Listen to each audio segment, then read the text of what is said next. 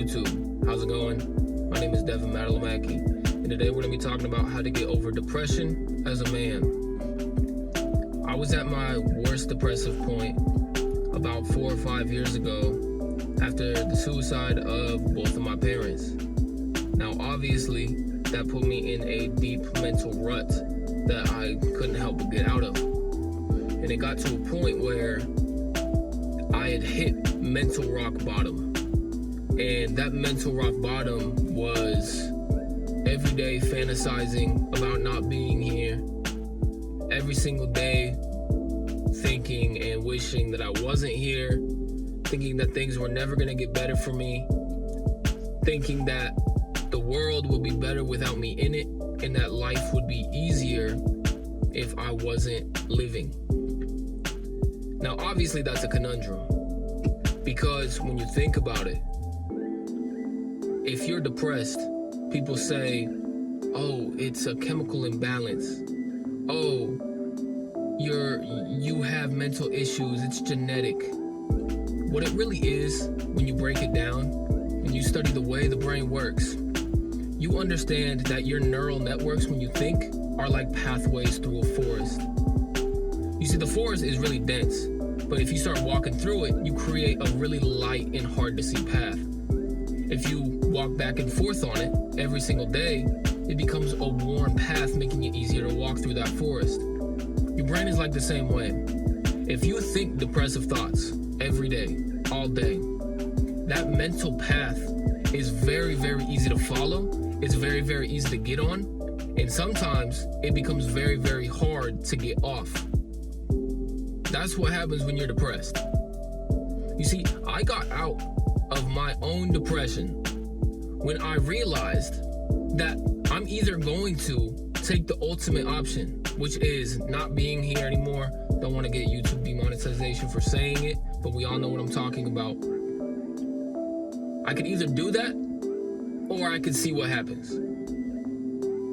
You see, there is one of those options is final. It's ultimate. There's no going back. But the other option, it has potential.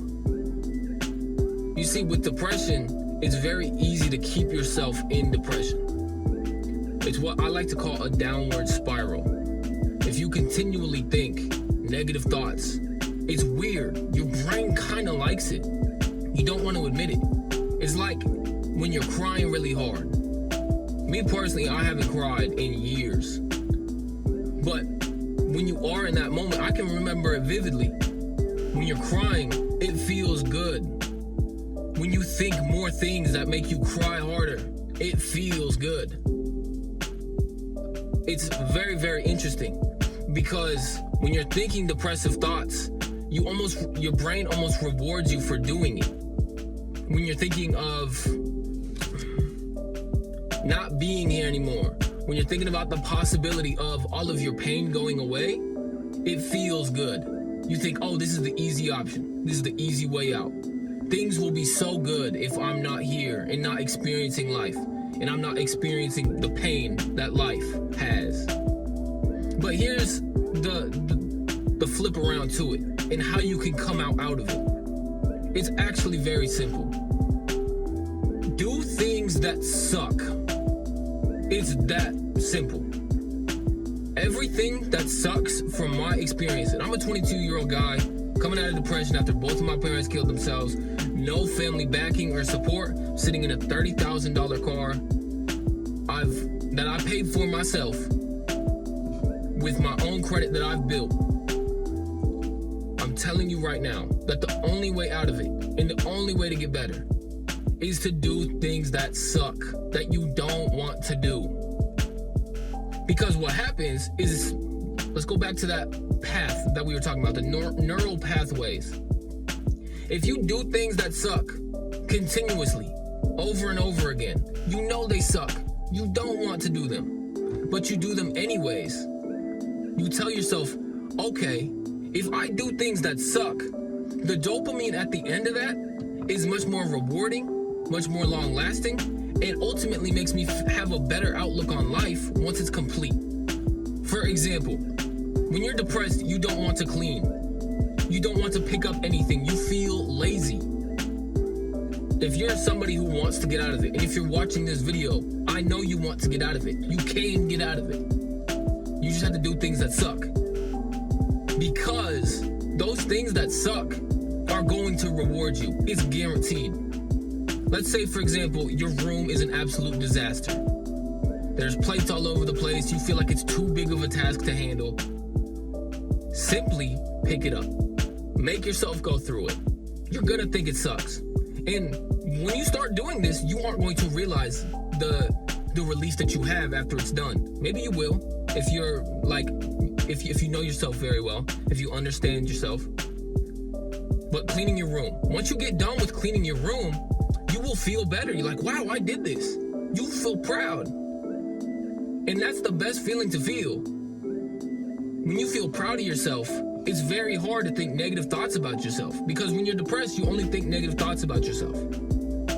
You think, oh, I suck. Nobody likes me. Nobody wants to be around me. I'm terrible. I should just die. But when you start doing hard things and you finish those hard things and you feel proud of yourself for pushing yourself to do those hard things, then your brain rewards you. The chemical imbalance that they talk about will be flipped around. Oh, I have a chemical imbalance. I don't feel as good when I do hard stuff. If you continually do it every day, consistently, then you will start to understand the reward system that comes, because your brain, you don't understand what's happening when you finish these hard tasks until you do it consistently. And then obviously we all slip up, we all fall off the horse. But when you fall off the horse, you realize, oh shit, because I didn't clean my room, because I didn't, do the dishes, because I didn't shower, I now feel worse than I did when I was cleaning my room, when I was doing the dishes, when I was showering. You'll start to recognize it. And over time, you find new things that are hard that you can do. You start with taking showers daily. Before that, maybe even brushing your teeth. After you start taking the showers and brushing your teeth consistently every day, because they're hard mentally, because you don't want to, you feel like, oh, if I'm just gonna, end up taking my own life, I don't need to brush my teeth. I don't need to shower. But you start doing those every day. Brush your teeth 3 times a day. Get consistent with that. Shower once every day. Get consistent with that. Then start by making your bed. Then start by picking up the trash every day that you leave in your room. Then start by doing the dishes. And then you steadily build up to the point where you're taking on tasks that you couldn't believe that you could take on. Like for me, for example, I used to not even be able to shower. I used to not even be able to get out of bed some days because it was too hard. It was too difficult. Now, I'm selling out a 1,000-person venue show. That's difficult, with no major headliners, with no really big artists. It's all local artists. And it's on me to sell the 1,000 tickets. And this is hard, right? But I realize that me working towards this is keeping me out of the depressive state. It's keeping me out of self-loathing, so to speak. Now, it's easy when you're starting to do these small things to compare yourself. That's another thing that comes with depression. And another thing that keeps you trapped in it is comparison. Nobody else in the world has lived your life. Because if they did, they would be in the exact same spot as you. So, don't compare yourself when you feel accomplished for something as little as picking up your clothes off the floor. With something as little as going for a walk outside. For something as little as being consistent with taking a shower every day. Because those are your wins. For someone who had your exact same life experience, those things would feel like wins to them too. It's just that when you see another person out there, oh, their life is so put together, everything is so easy for them, they had different circumstances. And that's the thing that you come to understand when you realize that if you just do hard things, you feel more rewarded. You realize that everything starts to kind of suck, right? But it's a good suck, right? Like nobody wants to go to work all the time. Nobody wants to go to work every single day. It sucks. But that feeling of getting off work and knowing that you're gonna have money at the end of the week or at the end of the next 2 weeks, that's rewarding to you. You start stacking up these wins, and over time, This is how you become a successful individual, by getting out of depression. You get out of depression. And this is what can really fuel people to become successful, is by stacking up these daily wins, finding new things that are harder. And it's okay to fall off of the horse. It's okay to one day, not go to the gym. It's okay to one day, slip up. But recognize how you feel when you do slip up. Like, if I don't go to the gym 5 or 6 times a week, I self-loathe. I have a worse day. I don't feel as confident. I don't feel as proud of myself. So when I recognize that, and I recognize that depression creeping up, I realize that I just have to start doing the hard thing again. I have to get back on the horse. And then I have to execute every single day on everything. That's my message for you guys. That's how me personally, I was able to get out of depression. That's how I was able to cure myself without needing to take any sort of pharmaceutical drug or go to therapy. Therapy doesn't work, in my opinion. They can untangle these thoughts and correct some of your thought patterns, but at the end of the day, it's you who has to do it. It's you who has to come to the understanding, and you can do that by doing hard things. It's kind of like distracting yourself. It's distracting yourself from your depression. Those neural networks in your brain that are now not being walked on, so to speak, that cause you to feel more depressed or cause you to think depressing thoughts. Those neural networks are now, you're now walking on the stuff where it's like, okay, let's do hard stuff. Let's do things that are gonna reward me, that are gonna make me feel better, actually feel better. Once you do that, you are beginning the process of getting out of depression.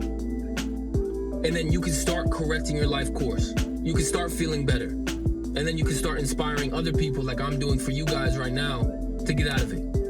If you guys have any questions or need any help, please leave them in the comments below. I will be more than happy to answer them. Send me an email at, we'll just do dmatallamaki@gmail.com, and I'll be more than happy to help you through it. So that's the video for the day, guys. Make sure to like, subscribe if you want to see more videos like this, and I'll see you guys later.